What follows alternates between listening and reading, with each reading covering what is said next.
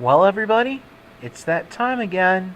Good old Danny's gonna tell you about those two guys from two different universes in comic book history once again.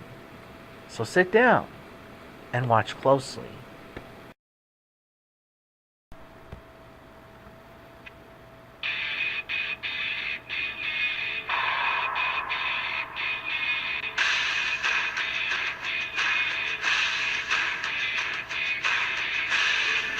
If anything, if you were a vigilante superhero and that you wanted a sidekick, think of all the things that you can do with him or her.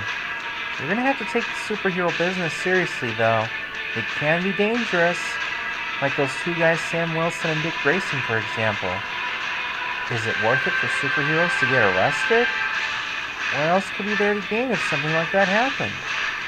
Sidekicks are helpful to most superheroes, after all. I'm Daniel Paul Moore, and I'm coming your way to tell you all why I wanted a death battle.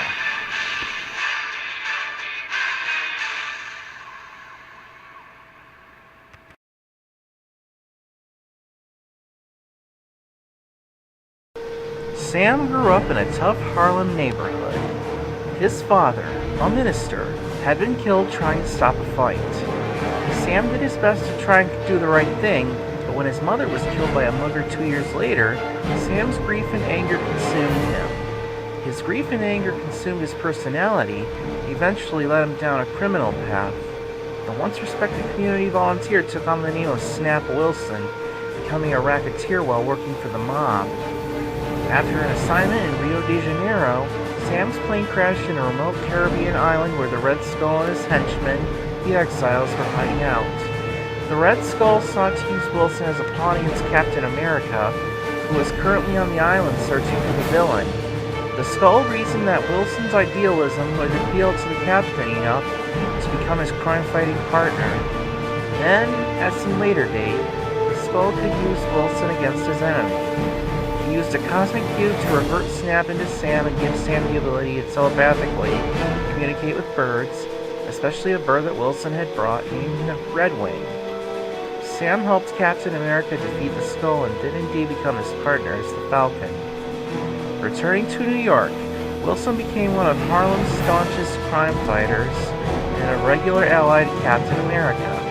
He became a social worker in his regular identity, defending the streets of his hometown both in costume and out of it. Wilson even adopted Captain America's identity for a brief time when Captain America appeared to have been killed. As the Falcon, Wilson had been solely a rooftop-swinging athlete until the Black Panther provided him with Wakandan technology that enabled him to truly fly. Wilson's Snap identity remained submerged until some years later when he recalled his criminal past while undergoing shock therapy at S.H.I.E.L.D. headquarters. Once his former criminal associates learned of this, a bounty was placed on his head. Wilson and Captain America fought off the attacks, however. At a later point, Wilson was offered membership to the premier superhero team, Avengers. However, he was uncomfortable that his presence was due largely to the government's affirmative action policy, and he returned to his social work almost immediately after some stern words with his fellow heroes. Despite his feelings, he has helped the Avengers on occasion as a provisional member. Later still, Wilson ran for a congressional seat, only to be confronted again with his ignominious criminal history. Wilson almost relapsed into his Snap personality during this identity crisis, before coming into terms with his past. Captain America underwent an identity crisis of his own when he was forced to give up his superhero identity and forge a new one as simply as the Captain. As the Falcon, Wilson joined other allies of Captain America in a series of adventures, but worked to convince the Captain to reclaim his former identity.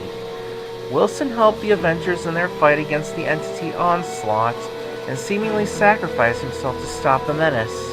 He was merely shown into another dimension, however, and was later restored with the rest of the Avengers and their associates.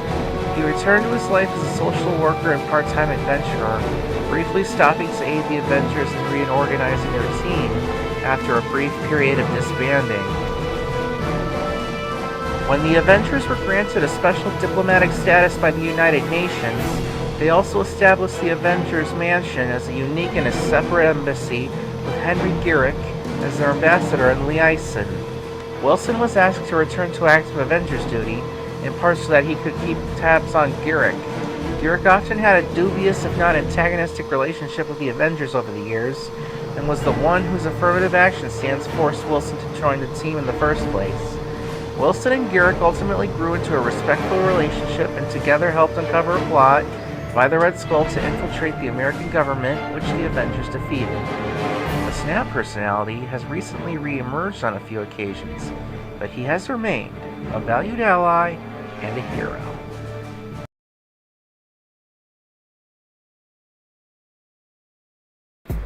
Nightwing is a fictional superhero appearing in the American comic books published by DC Comics.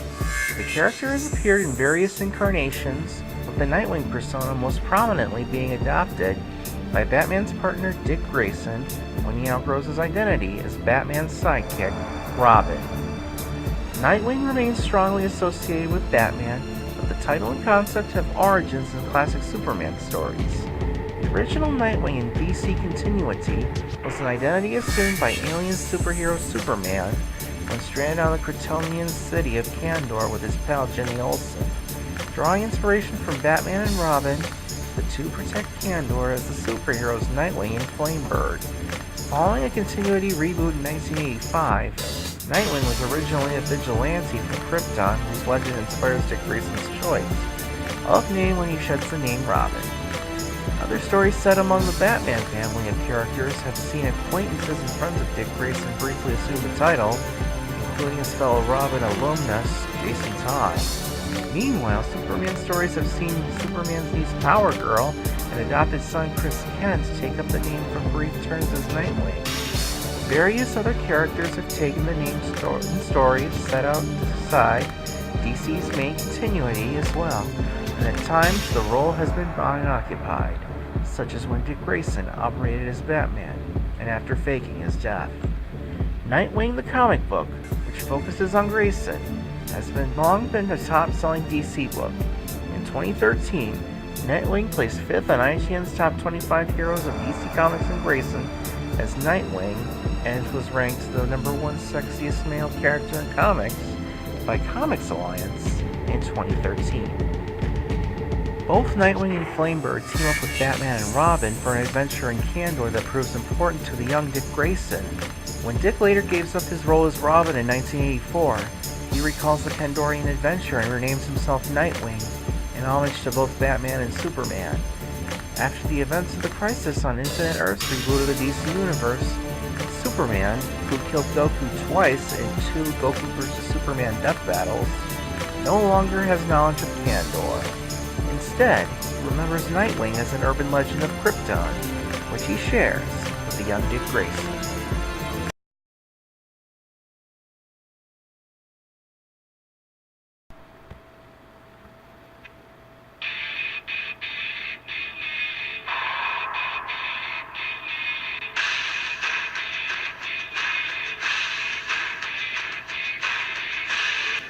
Now, personally, having 2 sidekicks from 2 different comic book universes fight each other to the death would be a great idea, but after all this talk about Marvel vs. DC death battles, I'd say this one is totally worth watching. If it happens in the future, of course. Coming up next on Why I Wanted a Death Battle, Kirito from Sword Art Online versus Kite from Dot Hack, aka the 2 boys of computer nerdery. As always, don't forget to fave, comment, share, like, and subscribe. Help keep this account safe from internet haters, internet trolls, cyberbullies, and rude people. And as always, thanks for watching.